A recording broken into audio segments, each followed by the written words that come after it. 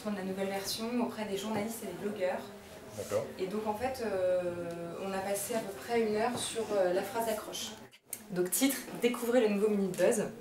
Site, blog, flux RSS, réseaux sociaux, Internet a décuplé le nombre de sources d'informations. Passionnant ou décevant, ces contenus donnent facilement une sensation de vertige. Minute Buzz permet aux internautes de se frayer un chemin dans cette jungle, et avec encore plus de facilité grâce à ces nouvelles versions. C'est un passage obligé, c'est-à-dire que tu ne peux pas aujourd'hui faire une campagne sans avoir un communiqué de presse et en tout cas un rapport avec soit des journalistes, soit des blogueurs, soit des gens influents, comme on disait tout à l'heure.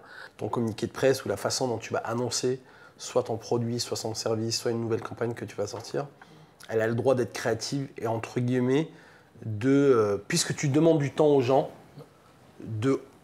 à minima, que ce temps-là soit à minima intéressant à vivre pour eux, quoi.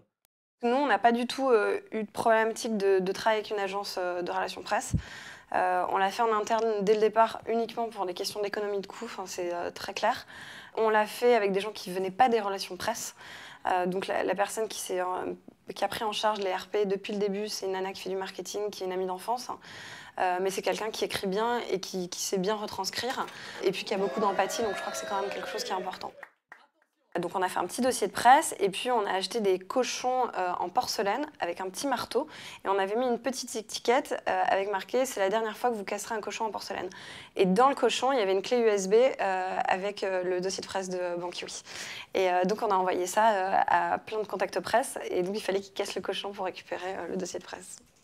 L'ARP, c'est essentiel pour une marque, tout simplement parce qu'une marque, c'est un système qui se construit de manière pyramidale, c'est-à-dire que les personnes qui vont poser la marque au départ sont des personnes qui sont des influenceurs dans leur univers. Et la presse a une influence, donc forcément elle légitime la marque, elle nous aide à la répandre, etc. Donc oui, on fait beaucoup d'RP.